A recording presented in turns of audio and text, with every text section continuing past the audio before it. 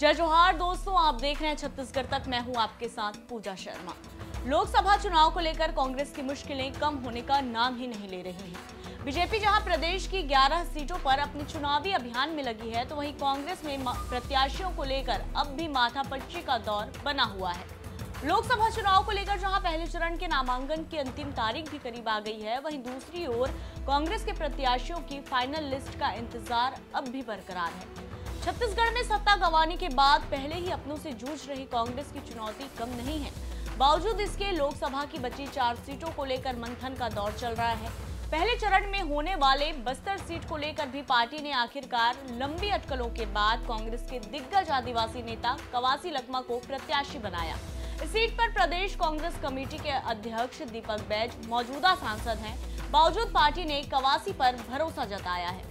लंबे इंतजार के बाद कवासी के नाम के ऐलान के साथ ही बस्तर सीट पर मुकाबले की तस्वीर भी साफ हो गई है।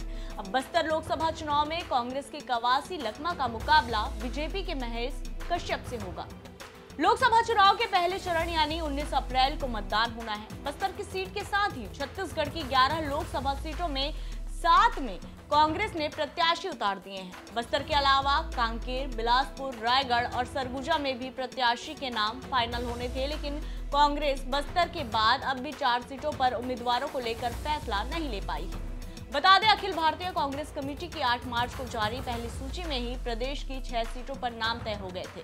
इनमें राजनांदगांव से पूर्व मुख्यमंत्री भूपेश बघेल, महासमुंद से पूर्व गृह मंत्री ताम्रध्वज साहू, जांजगीर चांपा से पूर्व कैबिनेट मंत्री डॉक्टर शिव कुमार डहरिया, कोरबा से ज्योत्सना महंत, दुर्ग से राजेंद्र साहू और रायपुर से विकास उपाध्याय के नाम शामिल हैं। वहीं पहली सूची जारी होने के बाद सभी सीटों में एक साथ नाम आने की उम्मीद थी। बावजूद इसके केवल बस्तर सीट पर ही नाम फाइनल हुआ। इधर बीजेपी प्रदेश की 11 में से 11 लोकसभा सीटों पर जीत के दावे करते नजर आ रही है। कांग्रेस के मुकाबले बीजेपी ने काफी पहले ही प्रदेश की 11 सीटों पर प्रत्याशियों के नाम फाइनल कर धुआंधार प्रचार प्रसार अभियान भी शुरू कर रखा है। बीजेपी ने भी मौजूदा सांसदों की टिकट काटने में कोई गुरेज नहीं की।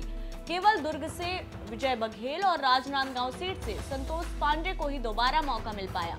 वहीं कांग्रेस भी प्रदेश की 11 सीटों पर एड़ी चोटी का जोर मारती नजर आ रही है। यही वजह है कि एक-एक सीट पर मंथन कर टिकट फाइनल किया जा रहा है। अब तक कांग्रेस ने पूर्ववर्ती बघेल सरकार के मुखिया भूपेश बघेल समेत 4 पूर्व कैबिनेट मंत्रियों को लोकसभा चुनाव में उतारकर बीजेपी के सामने चुनौती बढ़ा दी है। ऐसा माना जा रहा है कि बची हुई कांकेर, सरगुजा, रायगढ़ और बिलासपुर जैसे महत्वपूर्ण सीटों पर भी कई और दिग्गजों पर कांग्रेस दांव खेल सकती है। तो फिलहाल इस रिपोर्ट में इतना ही। छत्तीसगढ़ से जुड़ी ऐसी तमाम खबरों से अपडेट रहने के लिए देखते रहिए छत्तीसगढ़ तक। जय जोहार, नमस्कार।